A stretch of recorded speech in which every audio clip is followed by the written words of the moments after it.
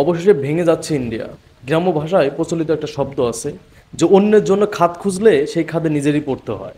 তো ইন্ডিয়ার অবস্থা হয়েছে এটা, বুঝতে পারছেন? আমি বারবার করে বলছি না যে ইন্ডিয়া ভেঙে 27 ভাগ হবে। ইন্ডিয়া 27 ভাগ হওয়ার পথেই। আপনারা জানেন কিছুদিন আগে বাংলাদেশের দিকে নজর রাখতে বলছিল কে? ইন্ডিয়া।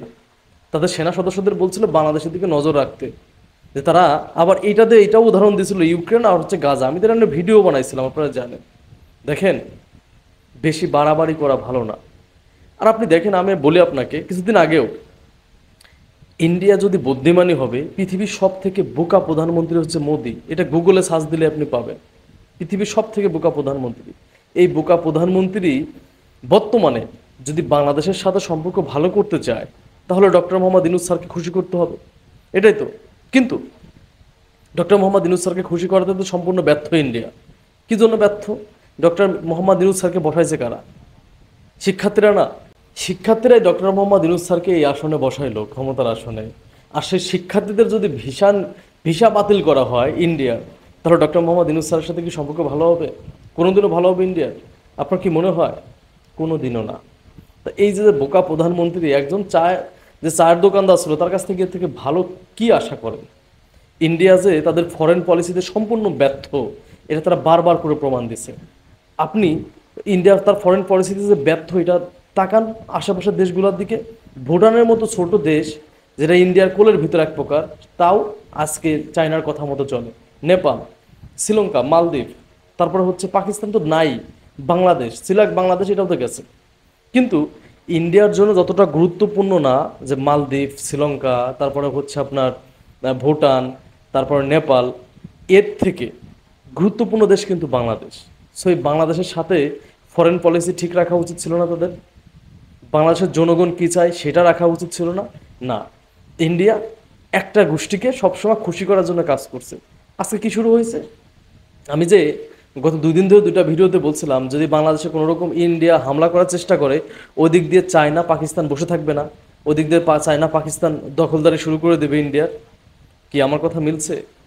ভাই, বাংলাদেশে হামলা করার কথা বলছে, বাংলাদেশে একটা বিশৃঙ্খলা সৃষ্টি করার চেষ্টা করছে ইন্ডিয়া, তাতেই চায়না ওই দিক দিয়ে 60 কিলোমিটার দখল করে বসে আছে।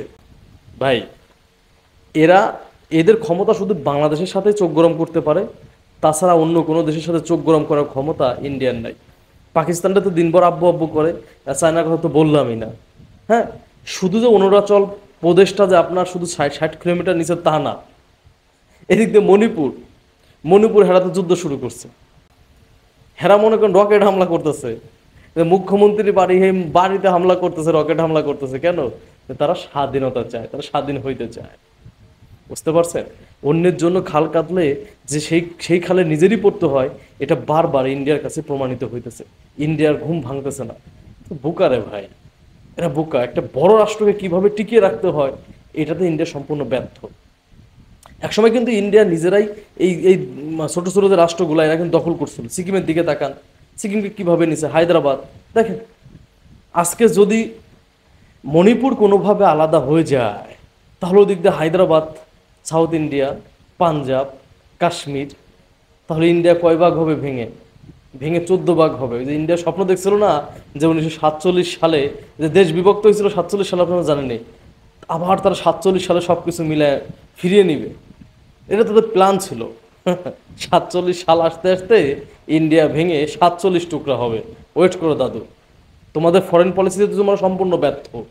এরকম ফরেন পলিসি নিয়ে কোনো একটা রাষ্ট্র বেশি দূর যাইতে পারে না, খুব বেশি দূর যাইতে পারে না। বাংলাদেশের সাথে তো তোমাদের ফরেন পলিসি সম্পূর্ণ ব্যর্থ। নেপালের মতো দেশের সাথে তোমাদের ফরেন পলিসি ব্যর্থ। ভুটানের কথা বাদ দিলাম, ভুটান আজকে দেখেন চায়নার দখলে। এই জন্যই বলতেছি, বেশি বাড়াবাড়ি করা ভালো না। বেশি বাড়াবাড়ির ফল কখনো ভালো হয় না, এটা তোমরা বারবার প্রমাণ পাইতেছো। সো ভুল করো, ভুল থেকে শিক্ষা নিতে হয়। এই ভুল করতে করতে দেখবা ইন্ডিয়া অটোমেটিকলি 47 ভাগ হয়ে গেছে। আমি তো 27 ভাগ বলছিলাম, 47 ভাগ হয়ে যাবে। 1947 সাল না, 1947 সালে ইন্ডিয়াকে 27 টুকরো দেখার জন্য হয়তো ইন্ডিয়ার নাম থাকবেও না তখন। হ্যাঁ, ইন্ডিয়াকে 27 টুকরো দেখার জন্য আমরা ওয়েট করতেছি। ইনশাল্লাহ ওই পথে হাঁটতেছে ইন্ডিয়া। এর থেকে কম হবে না, বেশি হবে। ধন্যবাদ সবাইকে। আসসালামু আলাইকুম।